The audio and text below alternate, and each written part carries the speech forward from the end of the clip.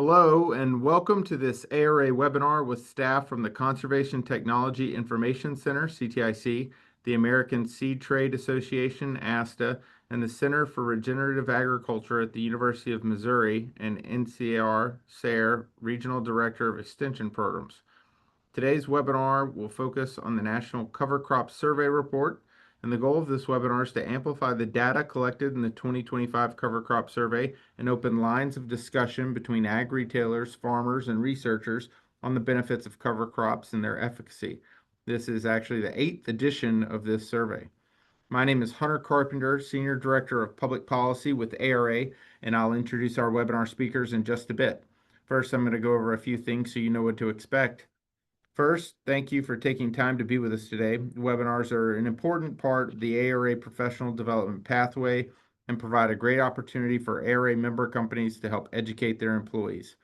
You can learn more about these programs at aradc.org under the Professional Development tab.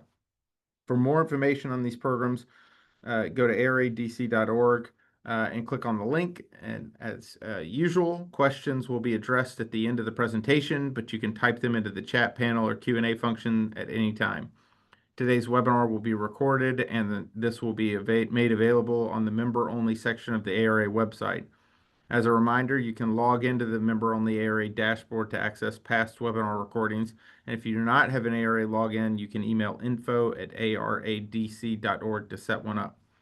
You'll also be able to scan a QR code at the conclusion of the webinar and receive CEU credits for sustainability and soil and water management towards your Certified Crop Advisor certification.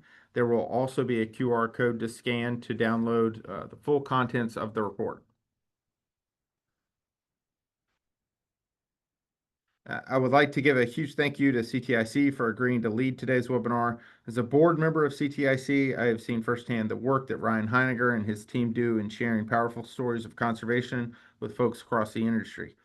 Without this powerful organization, some of this work simply would not take place. I also want to take time to acknowledge some of the organizations that make these efforts possible in their membership of CTIC. So you can see on this slide number of different organizations, both in and around Washington, D.C., as well as all across farm country. So we appreciate their membership of CTIC and all of their efforts.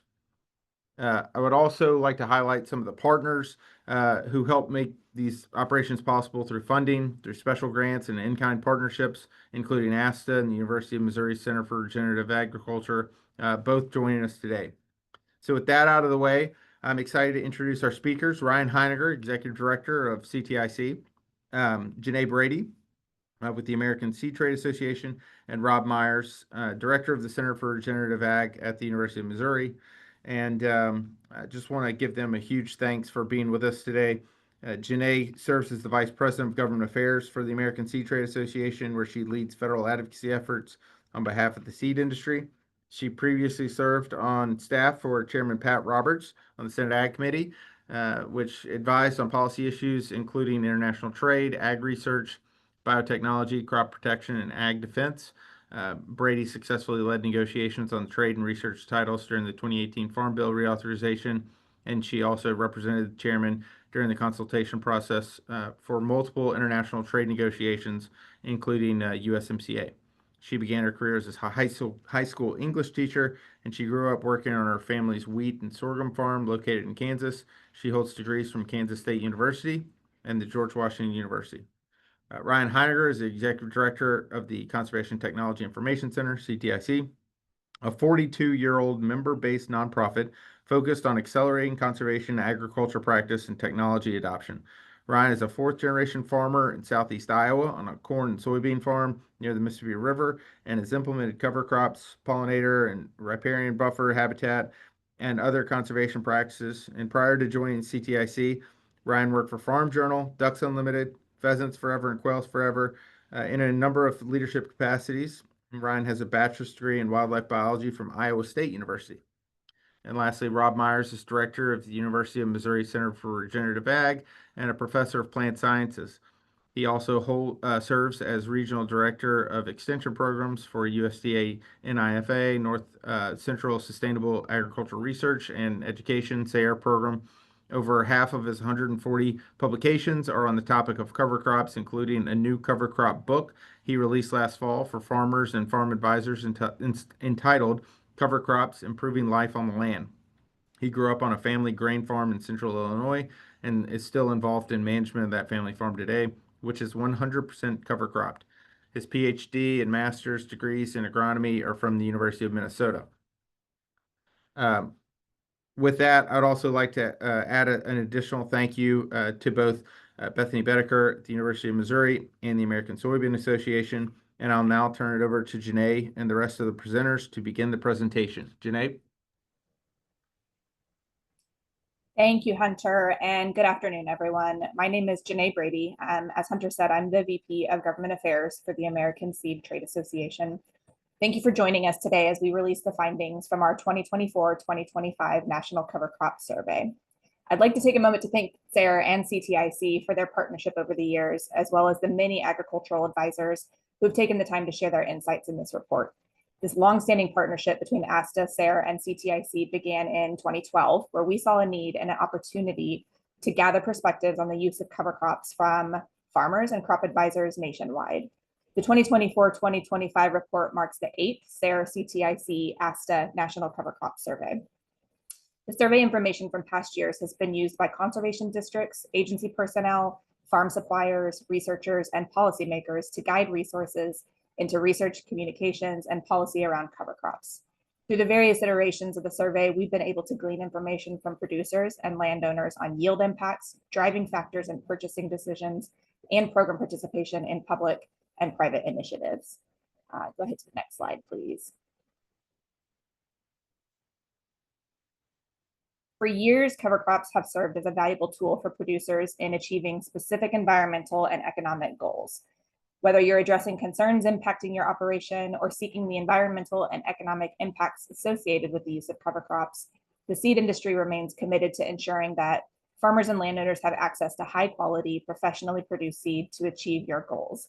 The benefits afforded to producers through conservation practices, including the use of cover crops, depend on the right seed tailored to the specific goals and conditions of each unique operation. Data collected from past surveys shows us that interest in cover crops remains strong, further emphasizing the valuable role that they play in farm systems. Next slide, please. So the seed that we see, buy, and use today likely began its production process up to 2 years prior. Because of this, the seed industry must anticipate demand far before purchasing decisions are made by producers. For the seed industry, the data from these surveys helps us better forecast demand for cover crop seed to ensure that growers have access to high quality, professionally produced seed to fit their individual needs. In addition to better understanding cover crop acres and anticipated demand for future, survey results have given us a better understanding into the research pathways of interest for cover crop users. Innovation drives the seed industry, and we are constantly striving to produce better seed, to produce better food, fiber, feed, and fuel for a better quality of life. The valuable insights provided through these surveys have helped inform business decisions, research priorities, and even provided education to Congress as they develop key policy initiatives. I'm confident that the release of this year's survey will mimic past surveys in providing valuable information to a broad range of efforts. Thank you for joining us on today's call, and I'm looking forward to today's presentation. I'll now hand things off to Ryan to dig into this year's results. Janae and ASTA, and also thank you, Hunter, and the Ag Retailers Association. I have the privilege and pleasure of working on a lot of different projects here at CTIC, and I have to confess that this nearly annual survey and a great partnership is one of my favorite ones because of all those reasons that Janae just articulated. And this year's survey in particular, I think, is really unique in that we chose to dive deep into the world of advisors. And that for me also, I fall into that category as a farmer, as somebody that works daily in this arena. And so for the 2024-2025 survey, we were really pleased to have nearly 650 responses from across 47 different states, as you might imagine and predict, for fairly heavy emphasis across the I-states and Central Corn Belt. But again, 47 states represented is a remarkable achievement for the survey that was live last year for the entire month of October. We worked closely with the American Society of Agronomy to get a couple different notes out to all certified crop advisors across the country, some 10,000 strong. And we're just overwhelmed that 77% of the responses indicated that they hold a CCA. Next slide. And one of the objectives was to really canvass the broad spectrum of advisors relative to soil and water districts and NRCS, to university extension, cover crop seed dealers, and other folks across the ag world. And just a shout out to ARA and all of you in the ag retail world for coming through in spades. As you can see, there are 195 of the responses, nearly a third coming from ag retail. So again, thank you for taking time last fall to be a big part of the data that we're very excited to release today. The other data point that I would highlight as you're looking at all the different information on this particular slide is the farmers who advise other farmers coming in, I think, in third place, if you will, in terms of people with that background and that role. And there's some really interesting overlap with advisors who also farm that I'll get into more here shortly. Next slide, please. This is one of those, check all that apply type of questions, but really fundamentally, we wanted to understand all the different ways that advisors are interacting with farmers. And I think one of the things that's reassuring, perhaps I'm still old school, especially in this digital and virtual age that we all live in, but that on-farm visits, primarily one-on-one, sitting at the kitchen table, bouncing around in the UTV, scouting the fields together with the grower, remains the top way in that advisors are interacting. But as you can see, a full range of agronomic support and management through providing technical and educational materials to also working remotely and virtually as well. The program enrollment being on the lighter side, I think warrants some further exploration. Would also be interested in any feedback that you all have, but another teaser that I think will be the very last slide that we'll share today is about a new tool that us here at CTIC and some great partners have developed to make all of your life a little bit easier and hopefully more efficient when it comes to finding cost share and other resources available in your area for cover crops and the broad spectrum of conservation program support. Next slide. So as I mentioned, we had this feeling when we were putting together the survey framework of knowing that a lot of advisors, and again, whether that's you all agronomists at ag retail to local soil and water districts and other folks, they also farm.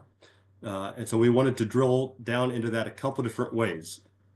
And just to level set for context, it was roughly a 55 to 45 split between those who responded of 55% do not farm and 45% of the roughly 650 do farm. So that's the background that then feeds into this. So roughly 300 folks, advisors that do farm disproportionately use cover crops in their own operation. Some 70% currently, with another 10% having used covers in the past. And as you might imagine, that firsthand experience gives those advisors really unique insights, firsthand insights to be able to share with their grower clients. And of course, it's not always just things that worked well and the reasons to adopt, but of course, to avoid some of the lessons learned, sometimes even the hard way. Been there, done that on our operation to be able to share with their growers. So ultimately, they're more successful and continue to adopt this important conservation practice. Next slide. Again, I want to give this fairly busy chart some context. So in advance of this, and for those of you that want to review the full report, it's available on our website. You'll be able to download that here at the conclusion. But we asked in a previous question, at what scale do you advise? Is that at the county or multiple county, at the state, at the regional or national level? And I think it was about 65% said that they work at the county or multiple county level. So I think that's some also important background and context for what you see in front of you here, which I think the take-home point is really that 40% of the advisors advise on cover crops, specifically between 10,000 and 50,000 acres in their respective portfolio. Next slide. And again, I think context is very important. But again, one of the objectives that we had was to help folks that are putting on training. And again, whether that's folks at the university, at ag retail, the professional societies, or all the above, have better insights to be more successful and put on training that is more sought by folks delivering this important technical support. And so what you see here is that nearly everybody that took the survey answered with some degree of confidence in being able to make detailed and comprehensive recommendations. And so the background here is that 87% of the advisors who responded had at least 3 years or more in advising on cover crops. And 20%, nearly 20% had more than 20 years. I'll repeat that. Nearly 20% of advisors had 2 decades of experience. So really, it's no surprise that so many folks do have great confidence in making recommendations. And of course, for our farmer clients, that should hopefully translate into even greater confidence in the decisions that they're being offered, ultimately setting them up for success. But of course, as we all know, there's always new varieties, as Janae just mentioned. There's always new context and technology that warrants professional development and ongoing training that Rob will speak more about here shortly. Next slide. Of course, what you've seen so far is a lot of quantification of the responses. To me, I always like the in your own words, open-ended type of questions. And of course, I'm not going to read these word for word, but in total, I think we received more than 500 responses about what motivates advisors to take time out of their schedule and to make this conservation practice known to their farmer clients. And as you might imagine, it really ran the full spectrum from just kind of general soil health to weed suppression, another great resource or forage base for livestock integration, to other just kind of basic things of reducing soil erosion. And those are all very consistent with the open-ended similar questions that we've asked farmers in years past as well. These are all detailed and somewhat categorized on pages 18 and 19 of the report. Next slide. And I just want to quickly draw your attention to that third quote about the gateway practice, which I think is a real interesting insight that cover crops can offer for farmers to think even differently about their crop rotations, about their inputs, and other conservation practices at play. And one specific data point really stands out from our 23 cover crop survey of nearly 750 farmers, which was that those that chose to adopt no-till, they actually found disproportionately, overwhelmingly, that the use of cover crops assisted them in the conversion to no-till. Maybe counterintuitive to what you would think, but that's, I think, another great example of this gateway practice that cover crops represent. Next slide.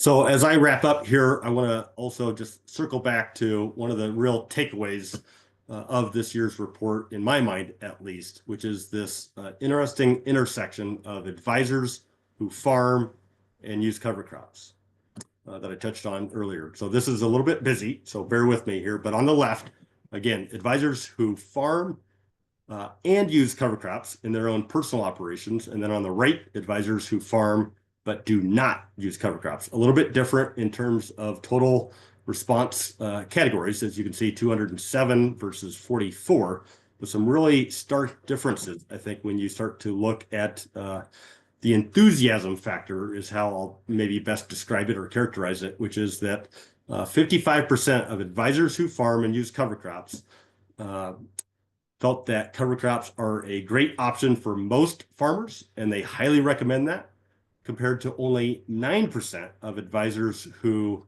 farm but do not use cover crops. And interestingly, I think this just speaks to the character of advisors at large. It's not always sunshine and rainbows, as they say, right? There are other considerations. There are unique fields and soils and other elements to factor in. And so 43% in both cases felt that cover crops do work, but not in every case in their respective region. And then final slide for me before I hand it off to Rob. Next slide. What percent of your farmer clients use cover crops? And the fascinating takeaway here in my mind is that it was only 15 advisors out of the, again, a pool of nearly 650, only 15 advisors, that 2.3%, have clients who do not use cover crops at all in their operation. So whether it's on a small number of acres, the back 40 just to get started, or as was mentioned, even about Rob's own operation back in Illinois on 100%, that it kind of runs the gamut. But I think this is also a good sign, reasons to be optimistic that this important conservation practice continues to grow in understanding and adoption. So with that, it is my pleasure to turn things over to Rob, who has been just a phenomenal partner and a great collaborator with this ongoing and long-standing project here at CTIC. Thank you. Thanks, Ryan. And I also want to express my appreciation to the Ag Retailers Association for hosting the webinar today and the partnership with CTIC and the American Seed Trade Association. So next slide. So one of the questions that comes up a lot about cover crops is, why don't we have more of them? And this was a question asking about, what do the farm advisors hear from the farmers that aren't using them yet?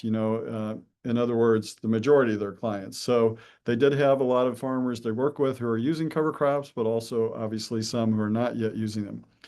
The two big things, if you look to the right, that had a little over 70% of respondents, the farm advisors, saying they think these are big factors in why their clients are not yet using cover crops, were perceptions about economic return and then the time or labor required.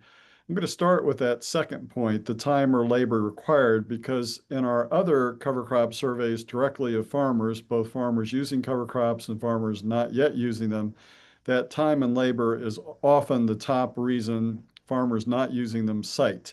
They feel they don't have time in the fall when they're busy with harvest to deal with cover crop seeding, and they're concerned about maybe having to take extra time in the spring to deal with managing that cover crop. Now, the economic return one is interesting, although I will say on the labor, we're finding a lot of ag retailers are meeting that issue by providing cover crop seeding services, helping with termination, and so on. So hopefully that time and labor concern will be diminishing over time. On the economic side, we have worked with other partners, in fact, with data from our national cover crop surveys to look at that question of the economic returns. And there's no question that when people are trying cover crops for the first time, they've got that cost of seed, getting the cover crop planted, and potentially extra termination cost. What we do find in evaluating the data, we put out a national report through USDA on this a few years back on cover crop economics, that after about 3 years, generally farmers reach a break-even point. In other words, the cost of using the cover crop is offset fully by the returns from the cover crop. There's some slight yield advantages over time, not necessarily in the first year of cover crop use, but as that soil health starts to improve, that comes into play. And then many farmers, not all, but many, find that they're able to have a little savings in some area with their cash crop management. So maybe they're using a residual herbicide that's a little less expensive than another one, or maybe they don't need that second post-emerge application to deal with a troublesome weed. Can be a variety of things that come into play there. So the economics is an issue in the first year, although for people grazing cover crops or certain other uses, they may see that return be profitable right away. But a 3-year turnaround is the average that we would expect there. You do see some other potential concerns like yield. That's another one we've looked at quite a bit. What we find in our past farmer surveys of cover crops is that farmers using cover crops before soybeans generally have a positive response, especially with successive years of cover cropping. So by the time they've been using cover crops for a few years, they're generally seeing on average about a 5% increase in soybean yields. Now, corn's a little bit more complex because you see both farmers getting positive yield responses with corn and farmers having negative experiences with corn. And often it depends on the cover crop they're using and how they're managing it. Some of you on the call may know that cereal rye can be particularly challenging before corn because it can tie up nitrogen. So some farmers have learned to manage that either by terminating the rye early or just putting on some extra nitrogen at the time of cash crop planting of the corn. But you can see there's other concerns people have. It's not just one uniform concern. And so these are things that need to be addressed through education provided through ag retailers to their clients and other folks working with farmers. Next slide. So flipping it around, what's the most common reason these farm advisors find that their clients are starting to use cover crops? And it probably won't be a big surprise that soil health and erosion are two big things from a soil standpoint. We see that over and over in our surveys of farmers directly. Something that has changed in recent years is there's been more and more incentive funds available at all levels, federal, state, private sector. And so we are seeing that among the farm advisors, about 22% felt that getting an incentive payment was an important factor in getting their clients to start using cover crops. And then you can see there's a range of other reasons. The last one I'll point to is that use of forage for livestock.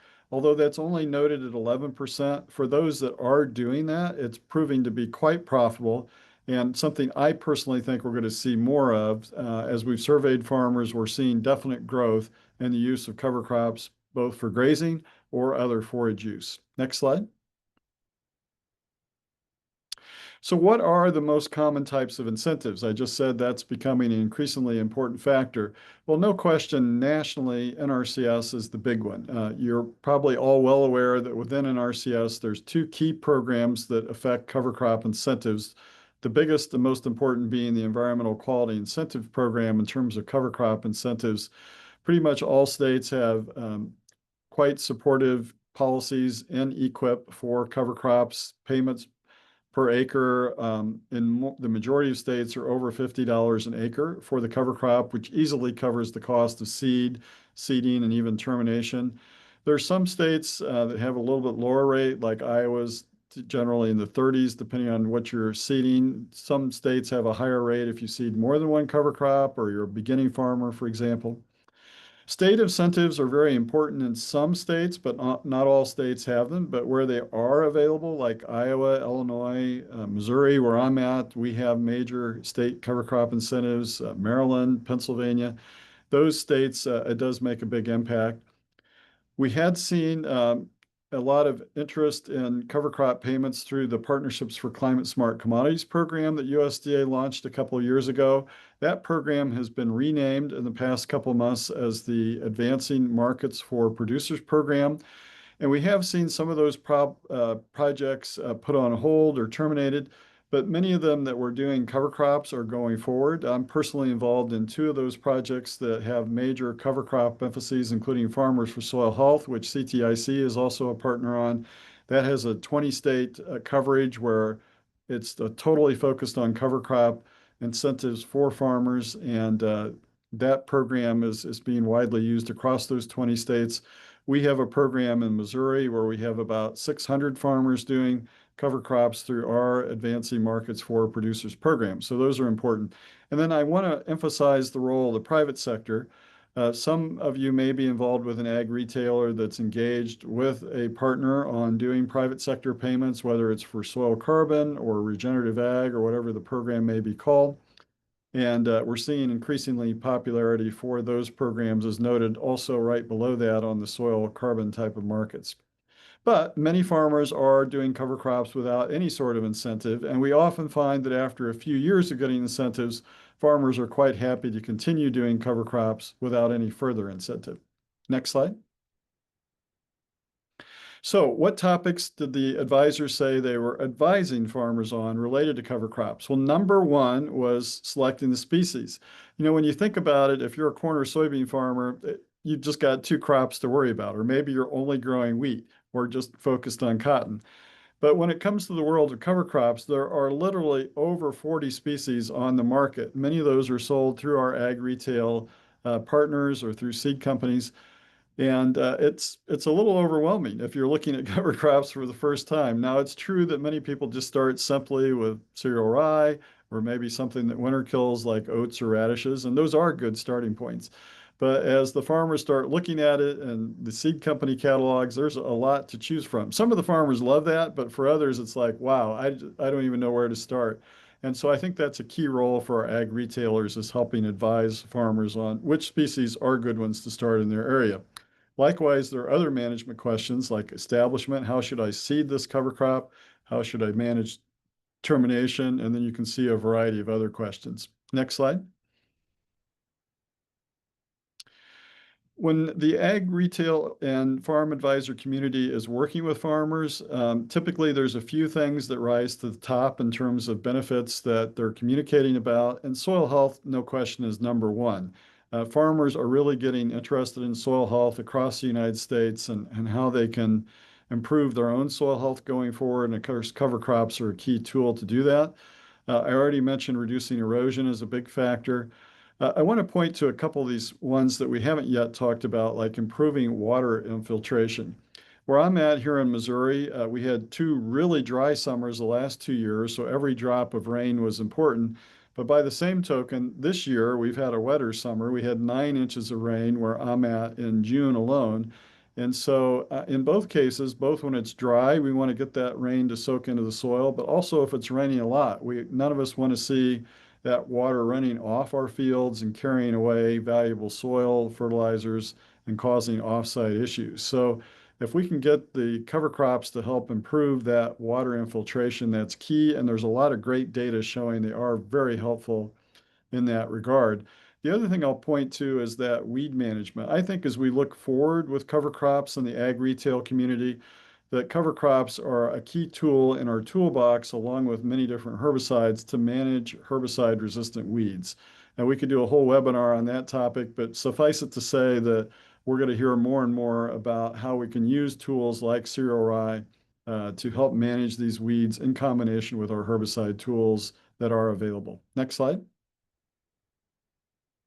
So what are the top 3 topics the farmers are asking their advisors about? So species, like we alluded to earlier, this kind of reinforces that earlier point. Economic return, those questions about that. And then just the timing of termination. Should I terminate early? Should I let that cover crop grow longer? Think about planting my cash crop right into a still living green cover, what we call planting green. So definitely a lot of questions. I think there's really a great opportunity for ag retailers going forward to continue serving as advisors and provide even more services in that regard. Next. So we asked the farm advisors where you first really learned about cover crops and developed their knowledge base. And it probably won't be a surprise that for most of them, it was something they gained in their job training and work in the job. But many of them also find that the information from farmers is important. And I would say that myself. Yes, I've learned from doing a lot of field trials with cover crops, reading other articles, but I feel like over half of what I know about cover crops has come directly from farmers who have that experience. So if we go to the next slide, we'll see, how should we provide this information? If we're going to share information among farmers, how are we doing that? Well, everybody prefers in-person if possible, but what was notable with this slide was that if it was going to be a half-day training, people strongly preferred doing that in person. But if it was a shorter training of just an hour or two, they actually preferred that be virtual, which I thought was interesting. I think that probably reflects travel time, convenience and so on. But that was, I think, something I know those of us working on the survey found interesting. Next slide. And where do you go for information on those cost share? We've talked about how that's important. Obviously, if it's a USDA program, many people are going to USDA. Ryan's going to show us an exciting new tool here in a moment that I think has great promise to help people navigate some of these waters. I will say that I'm finding that while people at USDA are great when it comes to EQIP and CSP and so on, they don't always know about all the other programs that are out there. So it is worth casting the net a little bit wider, especially when we think of private sector programs, to make sure farmers are getting the full range of options presented to them. Next.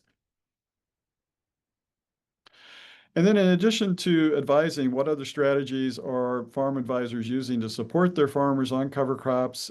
Field days came out as #1, and this is something we've heard through other surveys that farmers and others, we all like enjoying going to a field day. It's a great chance to see things on the ground, interact more informally.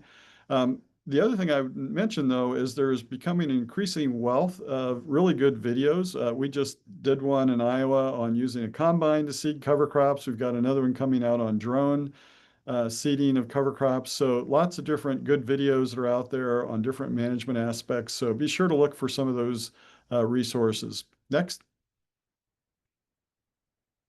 And then in terms of trends, this was perhaps not surprising that a strong majority of the farmer advisors felt that growth in acreage was to be expected with cover crops. They see positive benefits, expect that to go forward. Over half also thought that we're going to see more combinations of soil health practices, whether it's combining reduced tillage with cover crops or grazing of cover crops, trying to put those practices together. Next. And this will be my last slide, and I'm going to invite Ryan to kind of rejoin us to help wrap things up here. So I think I'll just point while Ryan is coming into the queue here that there's some 2 QR codes. You've got one if you are wanting to get CCA credit. That's the QR code on the right. And then in the middle, you see the QR code to download the full report. And I'm going to try putting into the chat a link to one other resource, which is a national cover crop variety test that we just released yesterday. Hunter, I may need you to, if possible, make that available, because when I look at chat, it just says that only the panelists can see what I'm putting in here, but we'll try this here in a second. So Ryan, let me turn it over to you to wrap things up while I'm posting this in chat. I want to just mention that the QR code for viewing this year's report will take you first to our main landing website that contains all of the previous 7 years of reports as well. So that's all on file and free to download at your leisure. And then Hunter, if we want to transition to the last slide, if folks have had a chance to grab those QRs. I mentioned this earlier, and Rob alluded to it as well in terms of where do you go to find the information. This project that we're really on the cusp of unveiling, actually next month at Farm Progress Show in Decatur, Illinois, will be the official launch to farmers and the larger ag community. It's called the Conservation Connector. It's a central clearinghouse, a unique, one of its kind place where you can find all things conservation, ag, technical, and financial assistance. It is free to use, and I think for this particular audience that we're talking to today, you might also find it valuable to list your own services, and whether that's for the consulting work that you do specific to cover crops, if you do nutrient management planning. This is a big tent for, again, all things conservation, technical, and financial assistance. Think of it as the Facebook marketplace for conservation farming. So we're going to be releasing this next month. You can go directly to the website at connector.ag. Don't do the www, but just connector.ag. You can create an account if you do want to create a program or service listing, or just view and shop for different programs that are available in the area that you advise. So check it out. Let me know if you have any questions, and of course, feel free to share it with farmers. It is live right now, and we're going to be continuing to fine tune it in the next 30 days before the big show in Decatur. Thank you. Thanks, Ryan, and also thanks, Rob and Janae. We do have a little bit of time here. If anybody has any questions, I've opened up the chat for questions.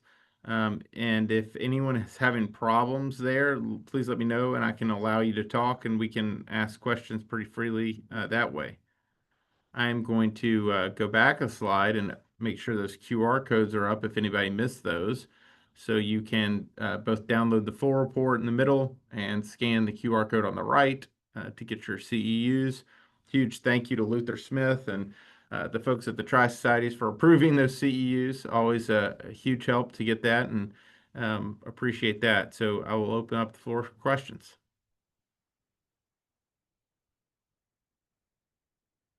Quiet bunch today. Maybe what I'll do is just leave that open for the next 5 to 10 minutes or so. Panelists, if you don't mind staying on, we can answer questions, but I'll go ahead and stop the recording and make that available to folks that want to pull that from the ARA website. So thank you all for joining today. Our panelists will stay on for just a few more minutes to answer any questions you might have. Thanks. Have a great day. Thank you.